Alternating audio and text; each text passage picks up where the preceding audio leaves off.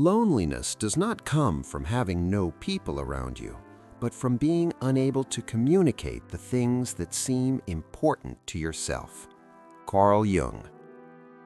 The law of mind is this: you are today where your thoughts have brought you. You will be tomorrow where your thoughts take you. Joseph Murphy. Slow living is a luxury. Why I stopped trying to optimize my life. There is a particular kind of silence that descends just before dawn. Not the silence of emptiness, but the silence of presence. The world holds its breath. The birds haven't yet begun their chorus. The machines are still. The notifications haven't arrived. And in that pause, if you are quiet enough to receive it, something ancient whispers, "You were never meant to move this fast." I remember the exact moment I broke. Not the dramatic kind of breaking. No collapse, no crisis, no public failure. Something far more insidious. The quiet death that comes from optimizing the soul into exhaustion. I was lying in bed at 2:47 a.m., having just completed my evening optimization routine. Meditation timed to 17 minutes, scientifically optimal. Gratitude journaling compressed into bullet points for efficiency. Blue light blockers applied precisely 90 minutes before sleep. Supplements arranged in their little color-coded containers. I had done everything right. I had optimized every variable. And yet, lying there in my perfectly calibrated darkness, I felt nothing but a hollow buzzing where my heart used to be. The question arrived without warning, rising from somewhere beneath the spreadsheets and productivity apps and life hacks. What if I am optimizing my way out of actually living? Here is the truth they do not tell you in the productivity literature. The truth hidden beneath the TED Talks and the morning routines of billionaires. Optimization is a seductive form of avoidance.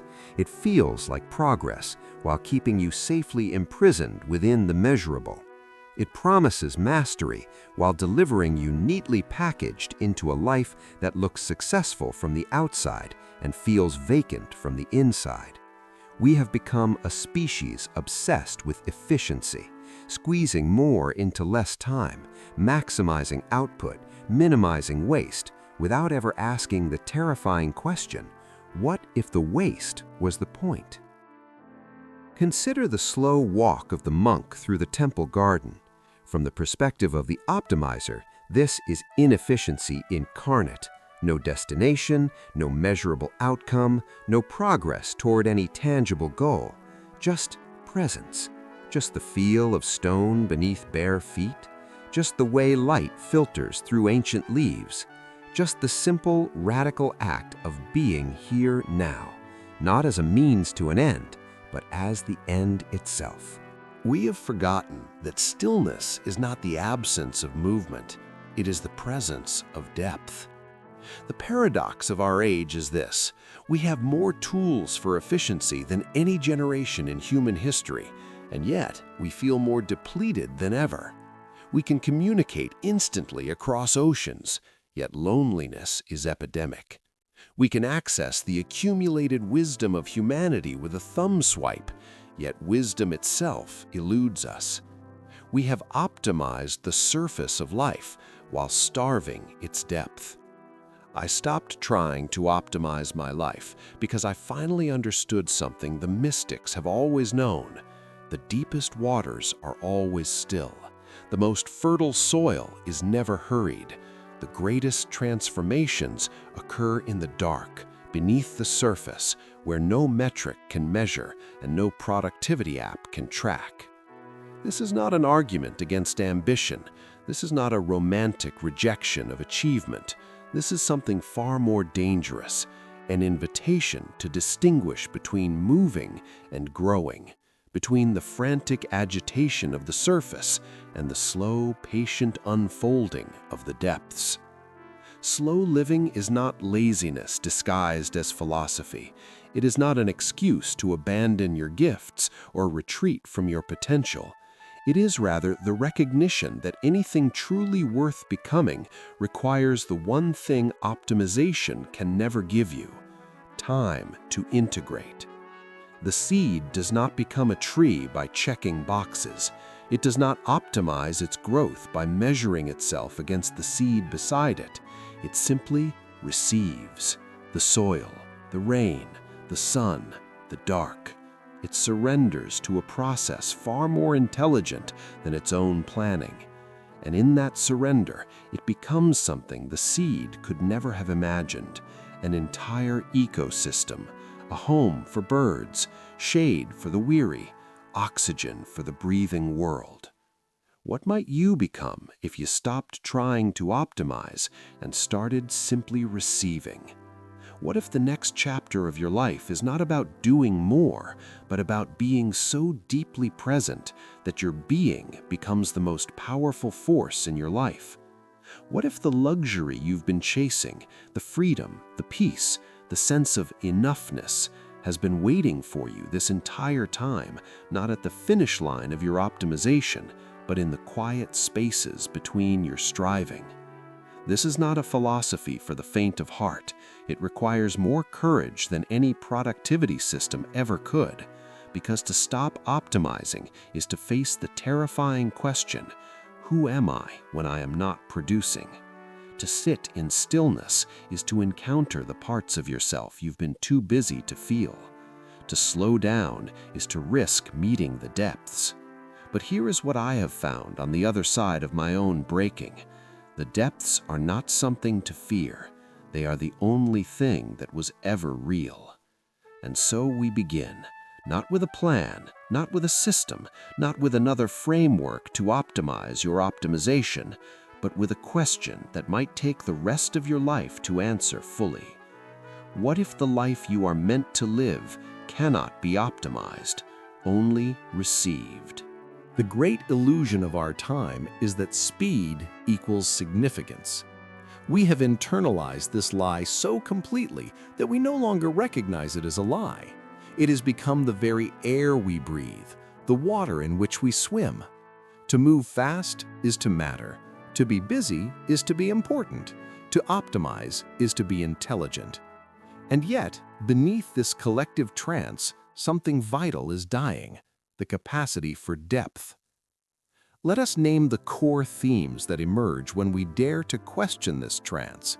Let us map the territory we are entering when we choose slow living not as a lifestyle aesthetic, but as a spiritual necessity. The illusion of control. The optimization mindset is, at its core, an attempt to control the uncontrollable. It is the ego's desperate project to render life predictable, manageable, safe. If I can just find the perfect morning routine, the perfect productivity system, the perfect supplement stack, then I will finally be enough. Then life will finally stop surprising me with its chaos. Then I will finally be safe. But life is not safe. It was never meant to be. The very forces that make life alive, love, creativity, transformation, connection, are inherently uncontrollable. You cannot optimize falling in love. You cannot optimize the birth of a child. You cannot optimize the moment of creative breakthrough that changes everything. These things come in their own time, through their own mysterious channels, and the only requirement is that you be present enough to receive them when they arrive. The ancient Stoics understood this with a clarity we have lost. Epictetus wrote, "Some things are within our power, while others are not." This seems simple, even obvious, and yet we spend our lives exhausting ourselves trying to control what was never ours to control, while neglecting the one thing that is within our power: our presence, our attention, our response to what life brings. Slow living is not passivity. It is the most radical form of empowerment, the decision to focus your energy on what is actually yours and to release the rest with grace. The seen and the unseen. Our culture worships the measurable. If it can be counted, tracked, quantified, it matters.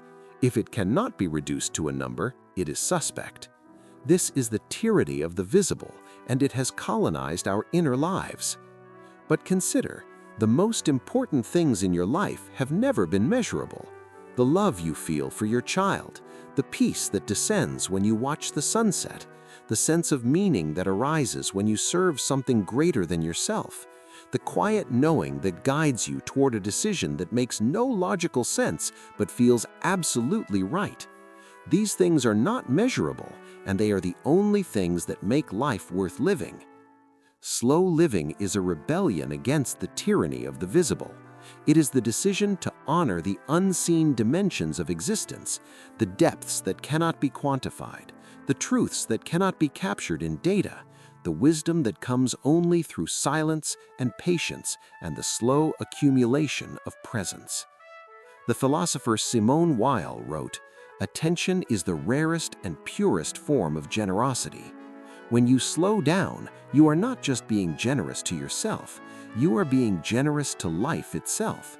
You are saying, "You matter enough for my full presence. This moment matters enough for my complete attention. This person, this experience, this breath, these are not obstacles to be optimized away. They are the entire point." The paradox of surrender. Here we encounter one of the great paradoxes of spiritual life. Surrender is not weakness, it is the highest form of strength. To surrender is not to give up. It is to stop fighting a battle you were never meant to win. It is to release the exhausting project of controlling life and to enter the far more demanding practice of participating in life. The Zen master Shunryu Suzuki said, "In the beginner's mind, there are many possibilities. In the expert's mind, there are few."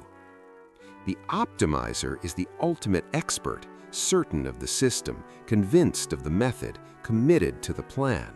But life does not yield to expertise. Life yields to presence. Life yields to the beginner's mind that meets each moment as if for the first time, without the burden of what should happen, open to the infinite possibilities of what could happen. Surrender is not resignation, it is the recognition that you are part of something larger than your planning mind, a cosmos that moves with an intelligence beyond comprehension, a life force that flows through you whether you optimize or not. Your choice is not whether to be part of this flow. Your choice is whether to resist it or receive it. The neuroscience of stillness. Even from a purely scientific perspective, the case for slow living is overwhelming. Neuroscientists have discovered that the brain operates in two fundamentally different modes: the task-positive network, focused, goal-oriented, analytical, and the default mode network, wandering, reflective, integrative. These networks are like a seesaw. When one is active, the other is suppressed. The optimizer mindset keeps us locked in the task-positive network. We are constantly doing, planning, executing, measuring, improving, and in the process, we starve the default mode network, which is responsible for exactly the qualities we most need: creativity, self-awareness, emotional processing, moral reasoning, and the integration of experience into meaning. This is why you have your best ideas in the shower, not at your desk. This is why solutions appear when you stop trying, not when you're grinding. This is why the most productive people in history understood the necessity of rest, of walks, of seemingly wasted time. They knew, consciously or intuitively, that the brain must wander to integrate, must rest to create, must be still to receive. The science confirms what the mystics always knew. Stillness is not the absence of activity, it is the presence of integration. The Taoist wisdom of Wu Wei. The ancient Taoist concept of Wu Wei, often translated as effortless action or actionless action, offers a profound framework for understanding slow living. Wu Wei is not passivity, it is action that flows so naturally from alignment with reality that it appears effortless. It is the skill of the master musician who no longer thinks about the notes, the music simply flows through her. It is the wisdom of the gardener who knows when to intervene and when to let nature take its course. Wu Wei is the opposite of optimization.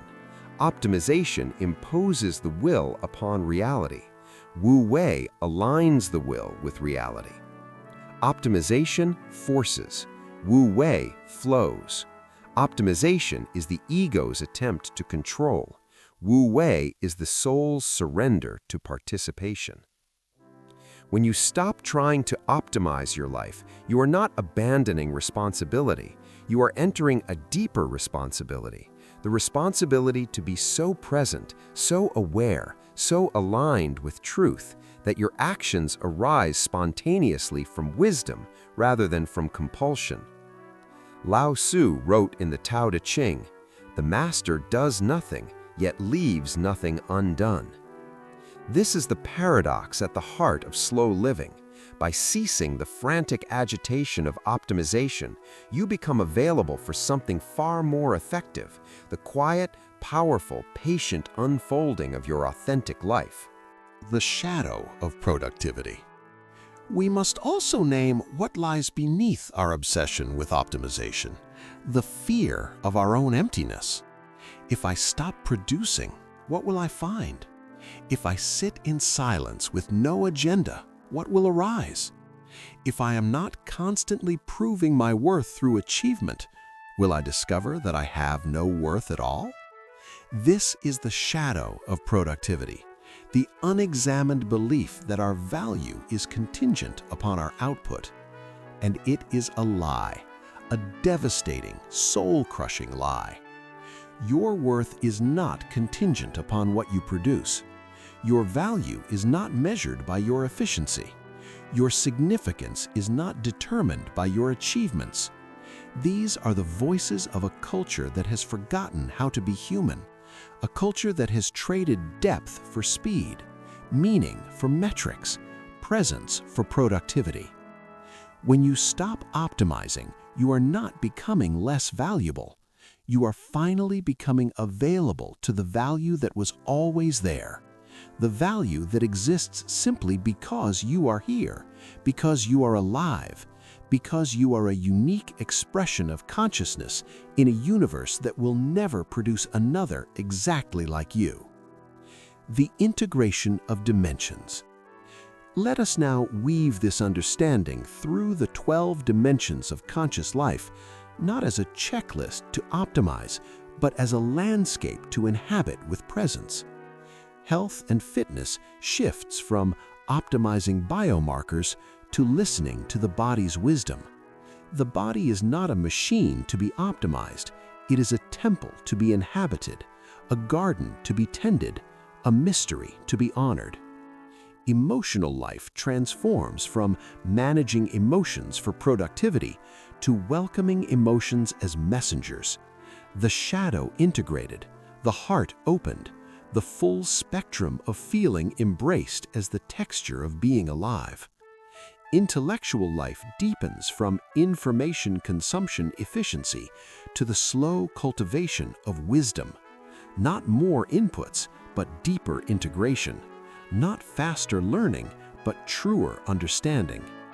Character emerges not from optimizing virtues, but from the patient work of becoming. Integrity cannot be hacked. Courage cannot be optimized. Authenticity cannot be manufactured. These are grown in the dark, through trials, over time. Spirituality awakens not through spiritual optimization, the ultimate absurdity, but through the simple practice of presence.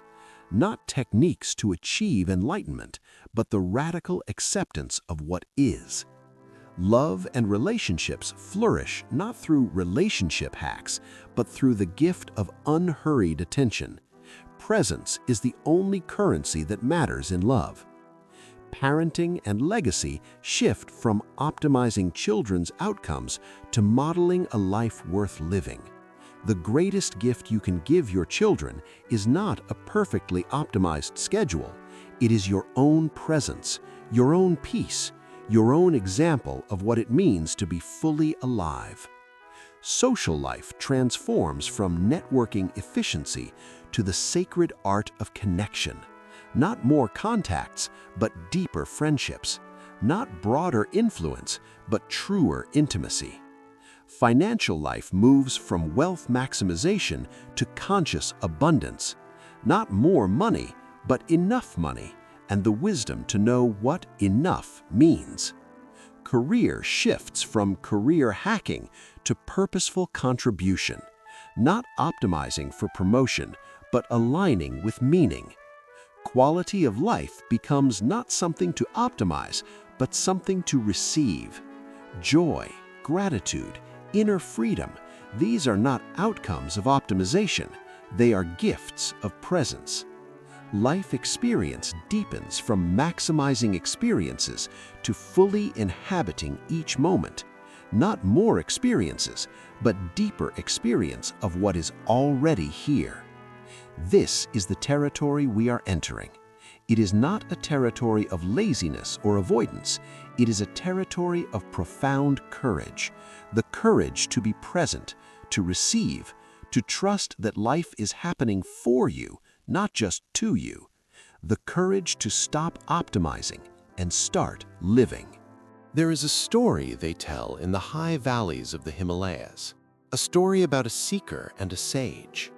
The seeker had climbed for months through passes where the air thins to nothing, across glaciers that crack like the world breaking open, past monasteries carved into cliffs where monks have sat in the same meditation for 40 years. He had come seeking the secret, the one truth that would make sense of everything, the key that would unlock the door to enlightenment, the optimization that would finally allow him to transcend the suffering of human existence. He found the sage sitting beneath a twisted juniper, watching the clouds move across an impossibly blue sky. Not meditating, not chanting, not performing any recognizable spiritual practice, just sitting, watching, breathing. The seeker approached with the urgency of one who has traveled far and believes time is running out. "Master," he said, "I have come for the secret. I have optimized my practice. I have mastered every technique. I have read every scripture, and still something is missing. Still I feel incomplete. Still I am not at peace. What must I do?" The sage did not turn, did not acknowledge the question with even a glance. For a long moment, there was only the sound of wind through ancient trees, the distant cry of an eagle, the soft exhalation of the earth itself. Then the sage spoke, his voice like stone worn smooth by centuries of water.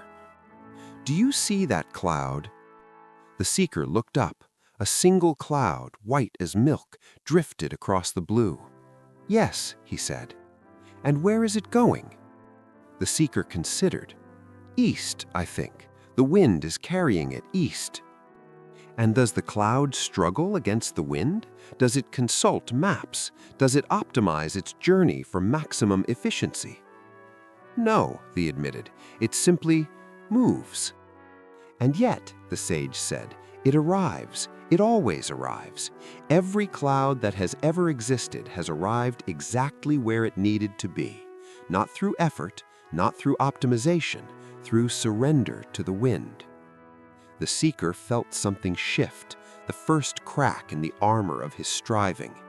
"But Master," he said, "I am not a cloud. I have responsibilities. I have goals. I have a life to build. I cannot simply drift." The sage smiled, the first smile the seeker had seen in months of searching. "You have misunderstood," said the sage. "The cloud does not drift, it participates. It becomes part of something larger than itself. It is carried by forces it cannot see, but can trust. Its journey is not random, it is informed by the wind, by the mountain, by the sun, by the very air it becomes." He paused, letting the silence deepen. "You have spent your life trying to be the wind, but you are the cloud, and the wind knows where it is going, even when you cannot see the map."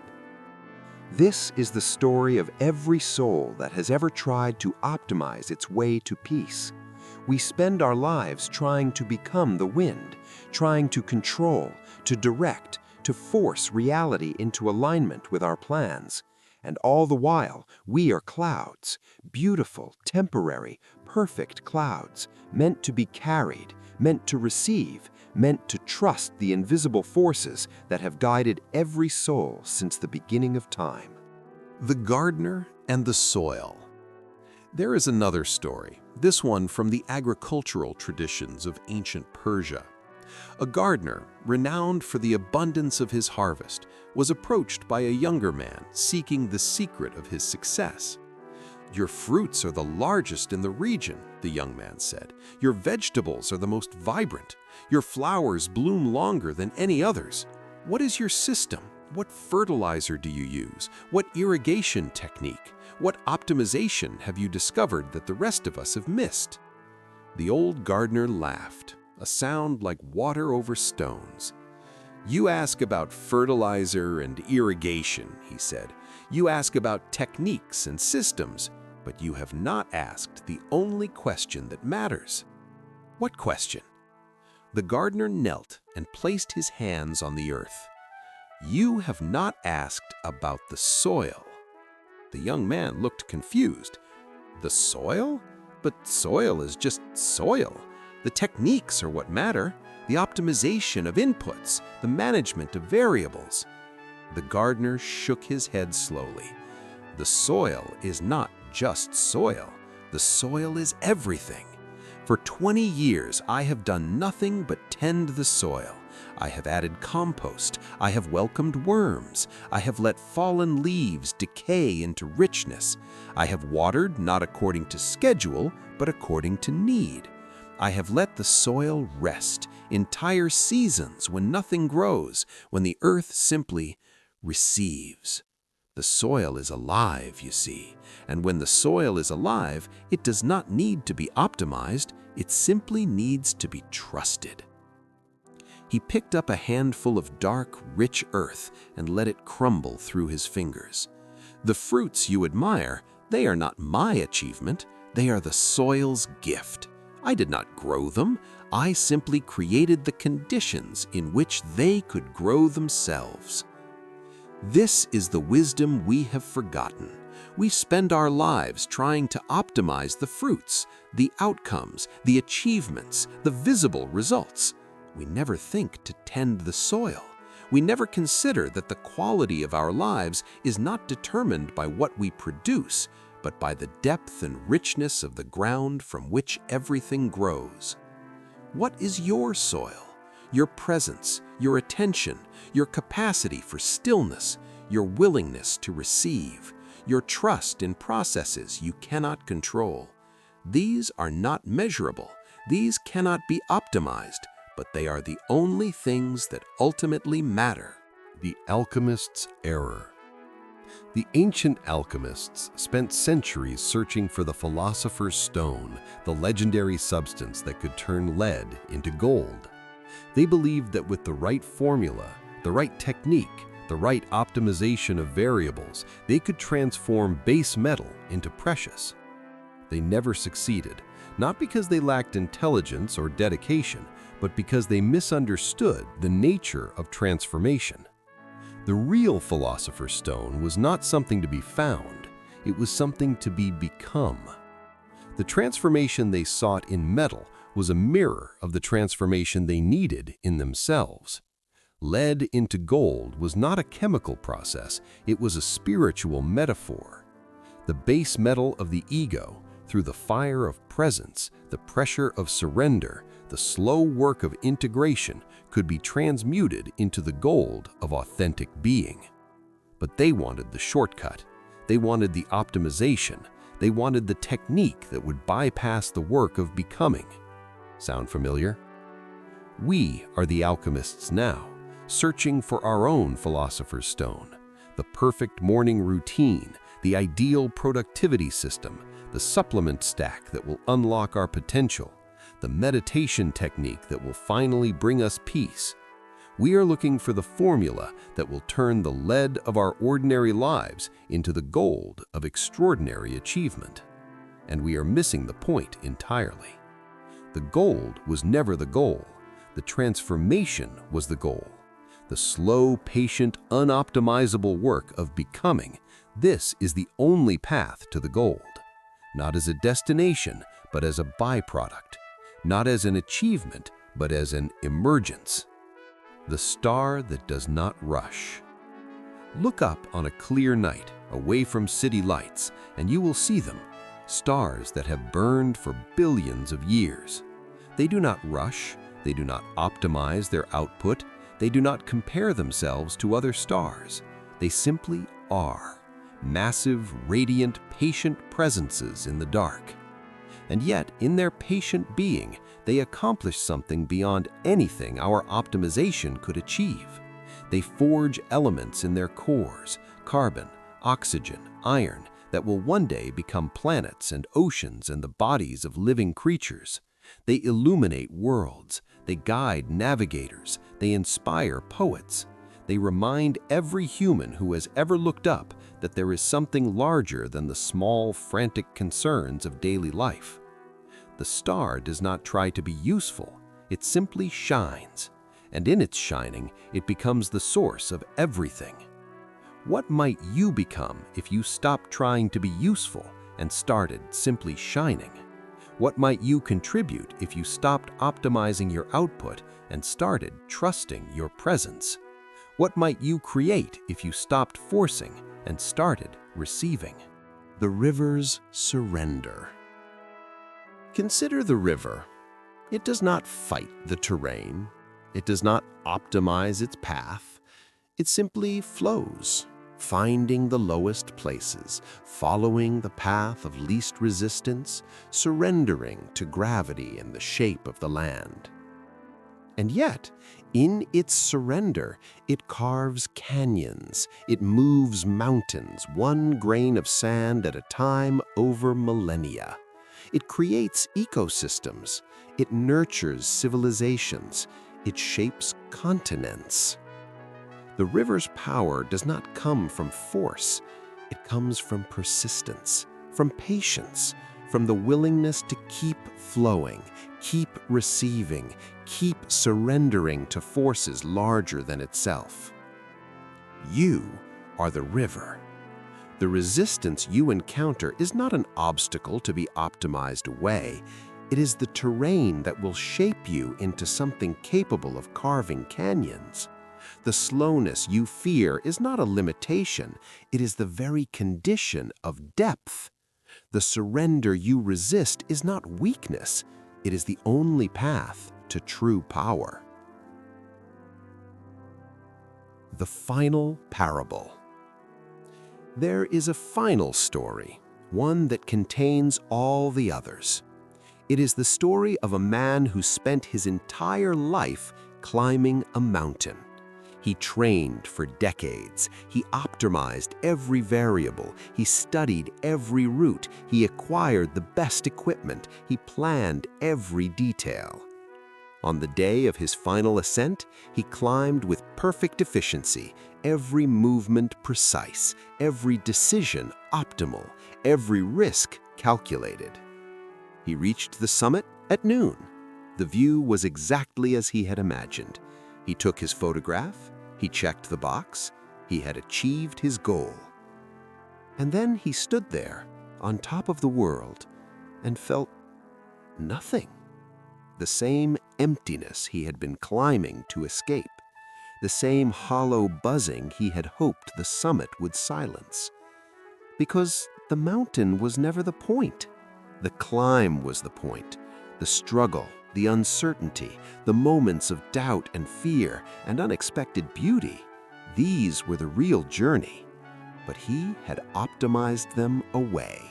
He had been so focused on the destination that he had never actually been on the journey.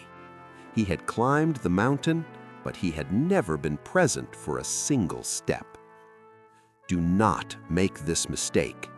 The life you are trying to optimize is not an obstacle to your destination. It is the destination. The moments you are rushing through are not barriers to peace. They are peace if you would only stop long enough to receive them. Slow down, not as a technique, not as a strategy, but as a homecoming. The clouds know the way, the soil knows the way, the stars know the way, the river knows the way, and so do you. We have walked through the philosophy and the poetry, the neuroscience and the ancient wisdom. We have stood in the presence of clouds and rivers, stars and soil. And now comes the question that matters most. How do we live this? Not as an abstraction, not as a beautiful idea to be contemplated and then abandoned when the demands of real life return, but as a practical reality woven into the fabric of Tuesday afternoons and Monday mornings, into the way we work and love and parent and earn and rest. Let us descend from the mountaintop and walk the ordinary ground. Let us translate the cosmic into the cellular. Let us make slow living not a philosophy, but a practice. The morning reclamation. The first battlefield of optimization is the morning. How you begin your day sets the trajectory for everything that follows. And for most of us, the morning has been colonized by urgency before we even open our eyes. The alarm screams, the phone is already in hand, emails, news, social media, the to-do list materializing like an army assembling for invasion, and we haven't even taken a breath. Here is your first practice of slow living. Reclaim the first hour. For 30 days, commit to this.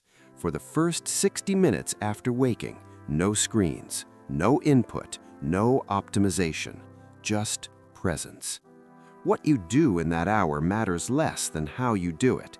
You might sit in silence, you might stretch, you might make tea and watch the light change. You might write in a journal, not bullet points, not optimization, but whatever arises. You might simply lie in bed and feel grateful that you woke up at all. The content of the hour is irrelevant. The quality is everything. This is not another productivity hack designed to make you more efficient. This is a declaration of independence from the tyranny of urgency. This is you saying to the universe, I am here. I am present. I will not be rushed into my own life. The resistance will be fierce. Your mind will scream about wasted time, about emails unanswered, about opportunities slipping away. Let it scream. Sit with the discomfort. This is the withdrawal from addiction, the addiction to busyness, to validation, to the constant drip of stimulation. After 30 days, notice what has shifted, not in your productivity, but in your presence, not in your output, but in your experience of being alive. The work revolution. Now we come to the most challenging terrain, work. This is where the optimization mindset has its deepest roots, its strongest defenses. This is where slow living feels most impossible, most naive, most disconnected from reality. But consider, what if slow living is not the enemy of meaningful work, but its essential condition? The research is clear. Beyond a certain point, longer hours produce diminishing returns. Constant interruption destroys depth. Multitasking is a myth. What we call multitasking is actually rapid task switching, which depletes cognitive resources and reduces quality. The most creative insights come not during focused work, but during moments of wandering, rest, integration. Yet we continue to worship at the altar of busyness. We wear exhaustion as a badge of honor. We measure our worth by our output. Here is your practice. Create cathedrals of focus. Identify the one thing that matters most in your work, the thing that only you can do, the thing that creates the most value, the thing that would remain undone if you didn't do it. Protect this with your life. Block 2 hours, no phone, no email, no interruptions, no multitasking, just you and the work that matters. Do not measure progress. Do not optimize. Simply be with the work, present, patient, unhurried. When your mind wanders, bring it back. When urgency calls, let it wait. When the small tasks scream for attention, let them scream. The cathedral is being built, stone by stone, breath by breath, presence by presence.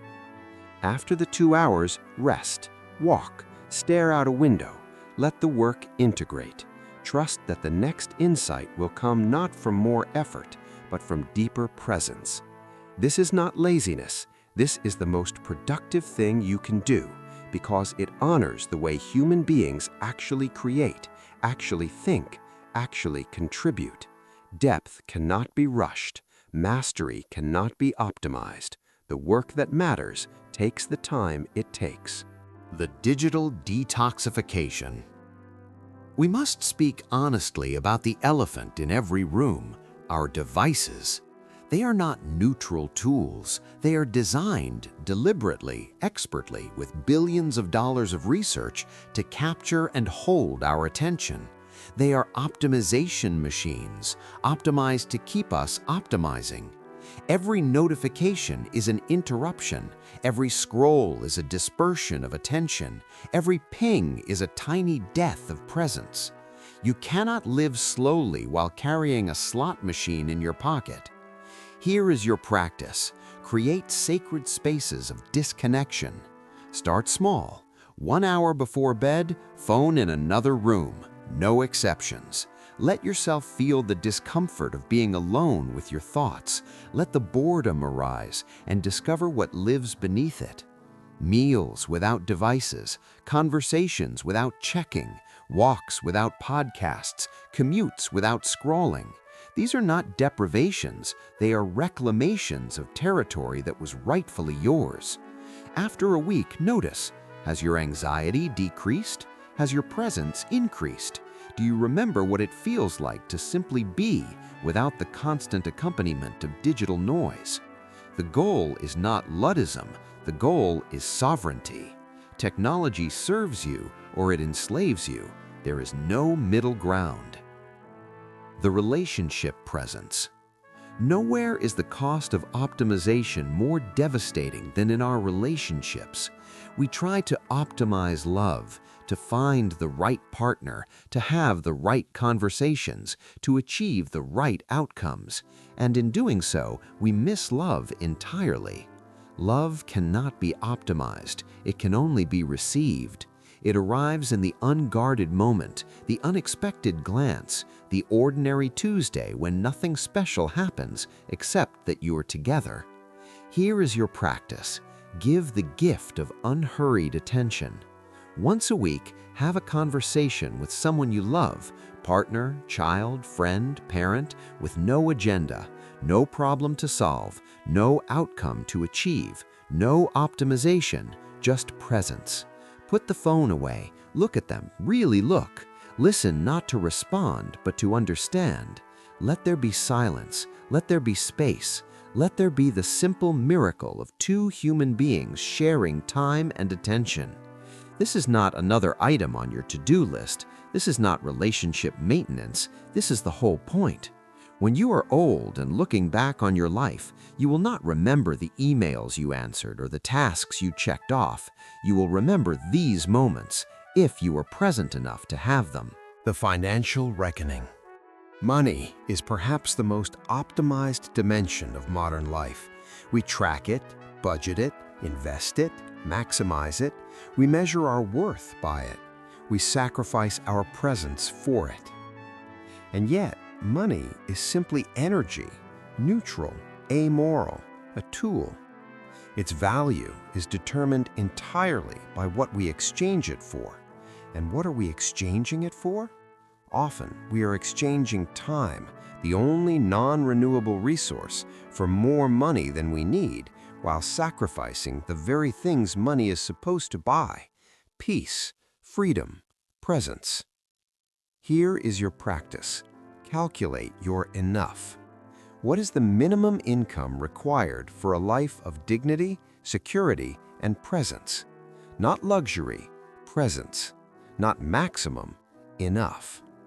Sit with this question honestly. For most of us, the answer is far lower than we think.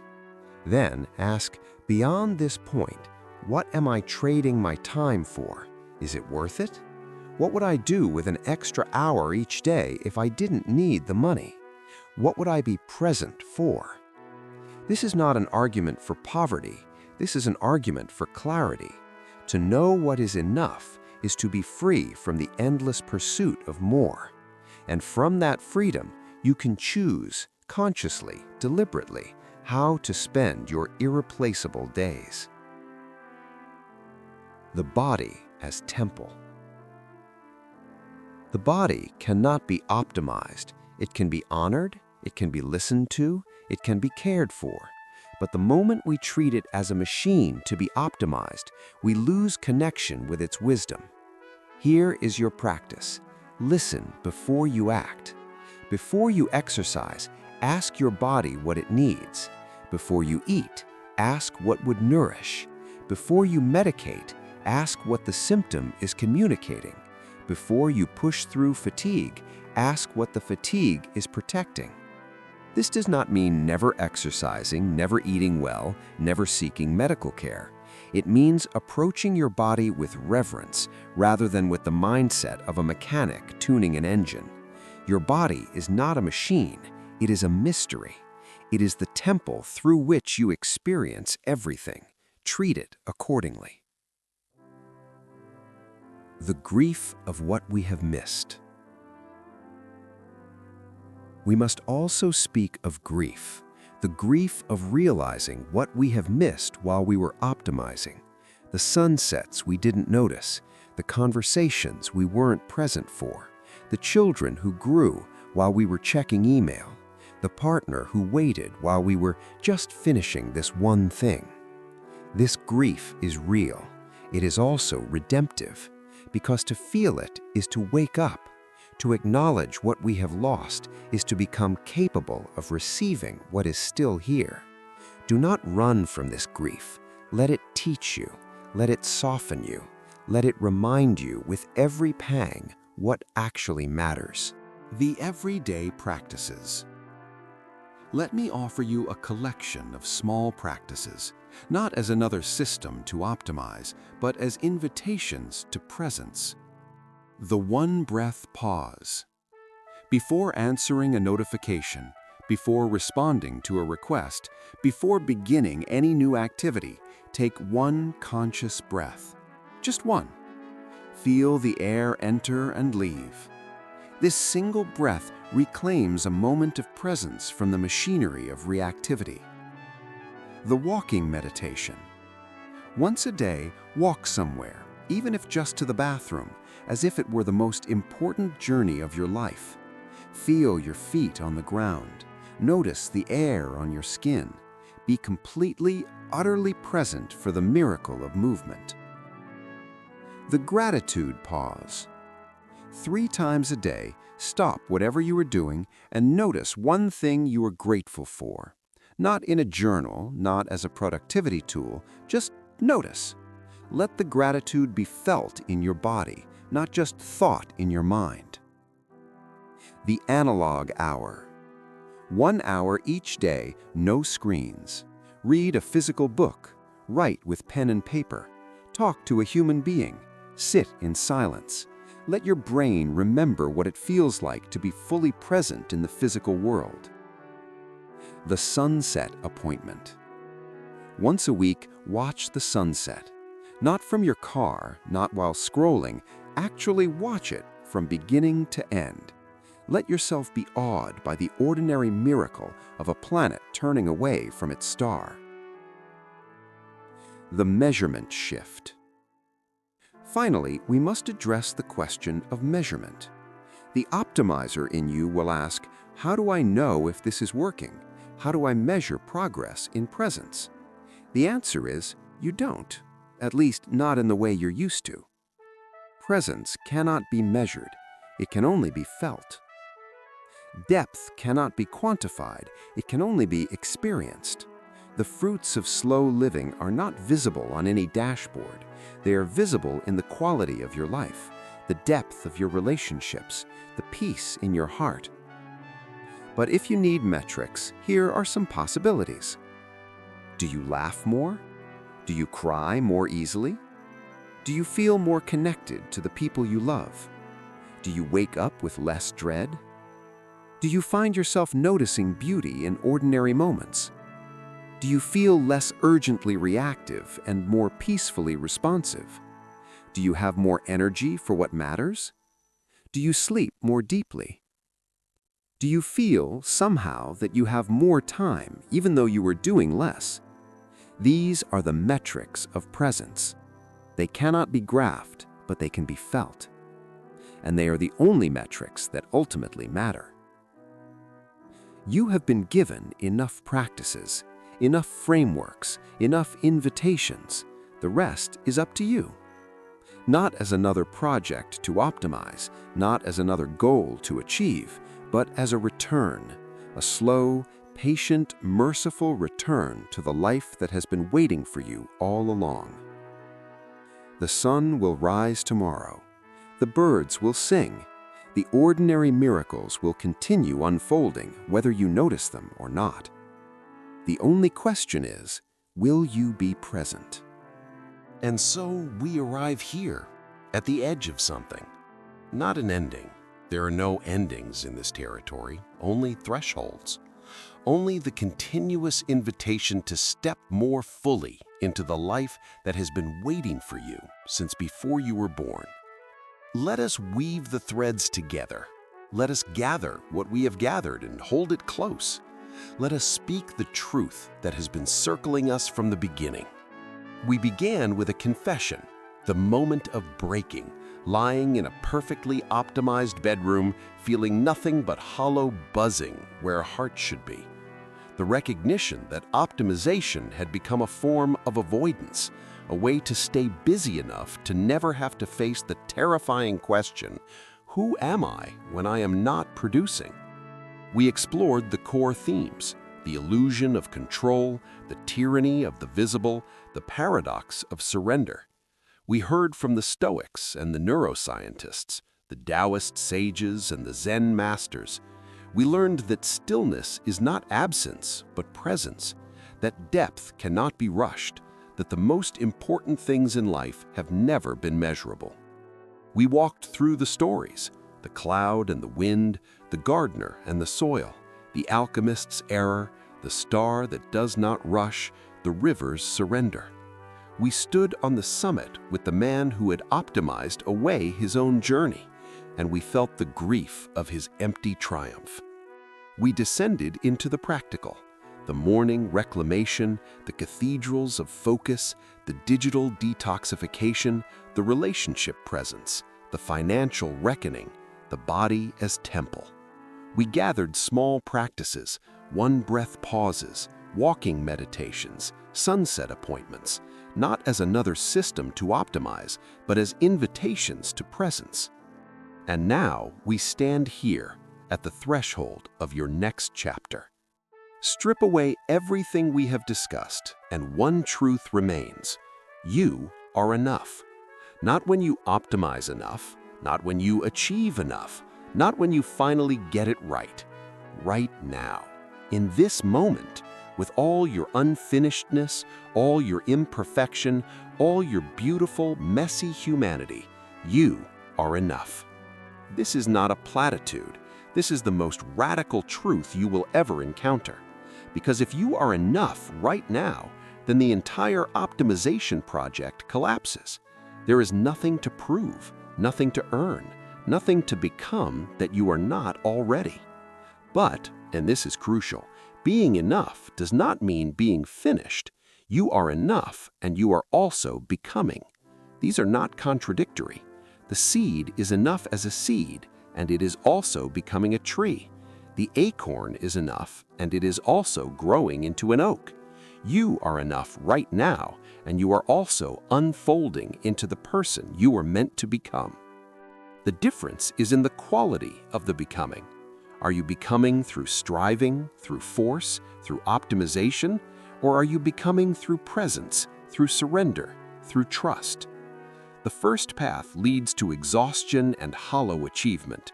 The second path leads to peace and genuine fulfillment.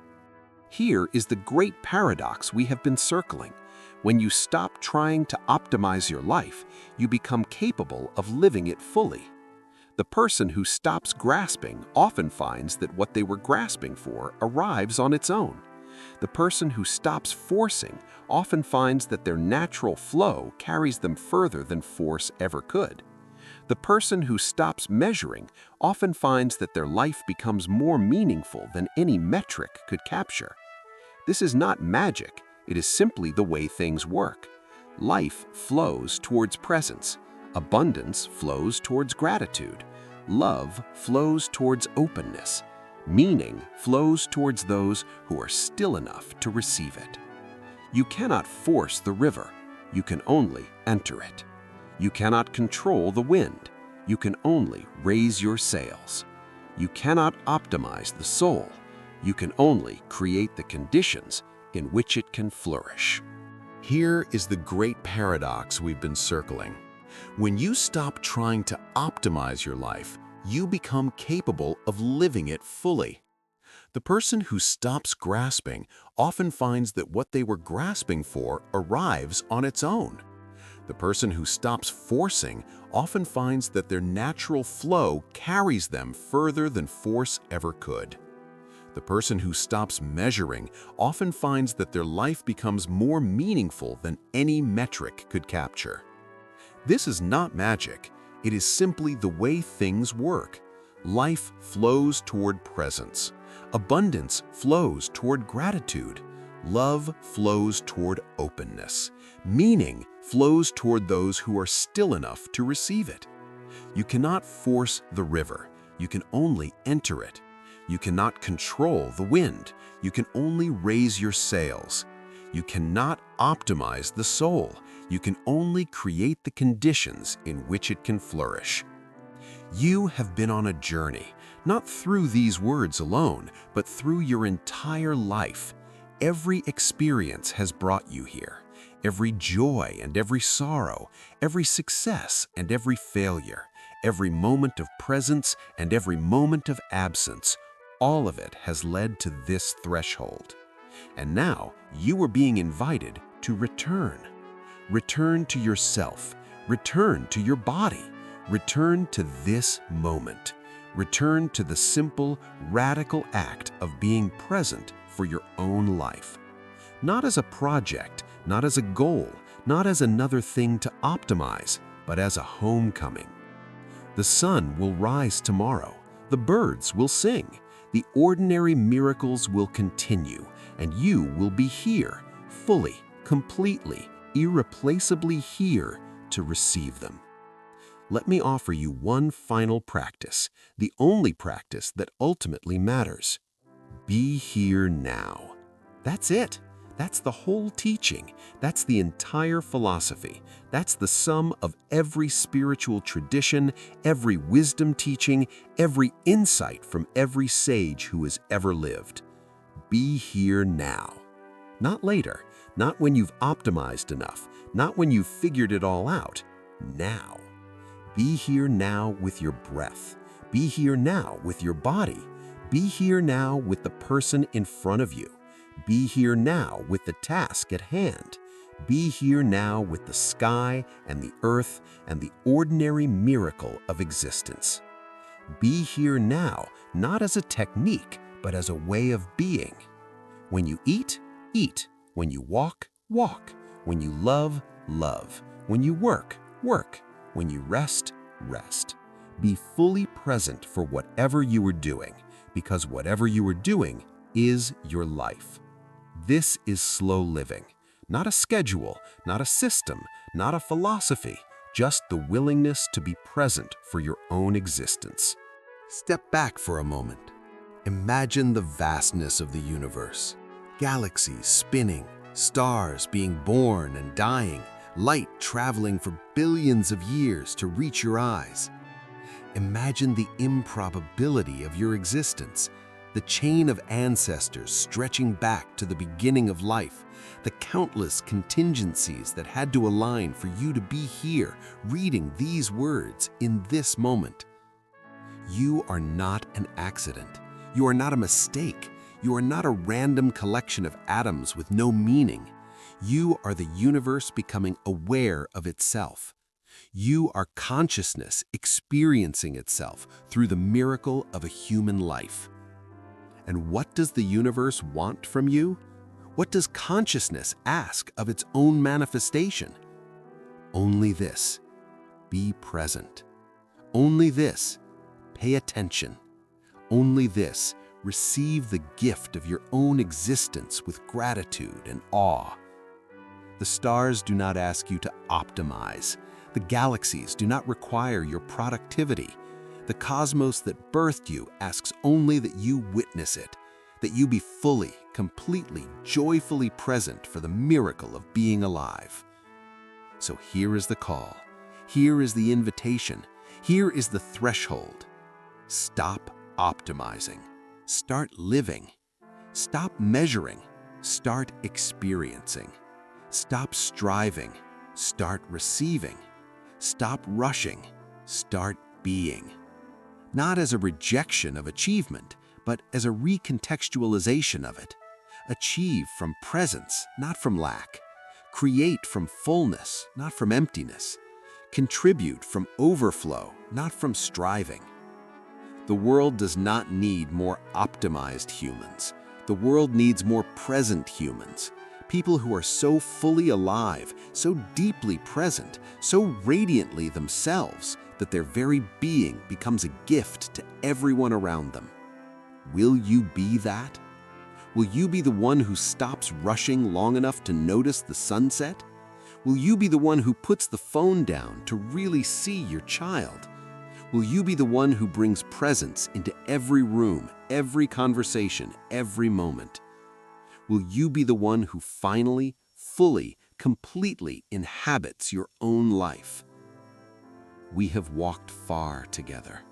These words will soon fade, as all words do, but the invitation remains, the threshold remains, the choice remains. You can return to optimization. You can go back to the spreadsheets and the productivity apps and the endless pursuit of more. That path is well-worn. It will welcome you back with open arms. Or you can step into something new, something ancient, something that has been waiting for you since before time began. You can choose presence. Not perfectly, not consistently, not without falling back into old patterns 1,000 times, but persistently, gently, mercifully. Each moment is a new opportunity. Each breath is a new beginning. Each sunrise is a fresh invitation to be present for the miracle of your own life. If this stirred something within you, carry it, reflect on it, live it. Not as another item on your to-do list, not as another goal to achieve, but as a homecoming, a return to the presence that has been waiting for you all along. Subscribe if this resonates. Return often. Every word here is designed not to give you more to do, but to awaken the clarity and power already within you. The path is simple. The practice is ordinary. The reward is everything. Be here now. This is the beginning of your next chapter.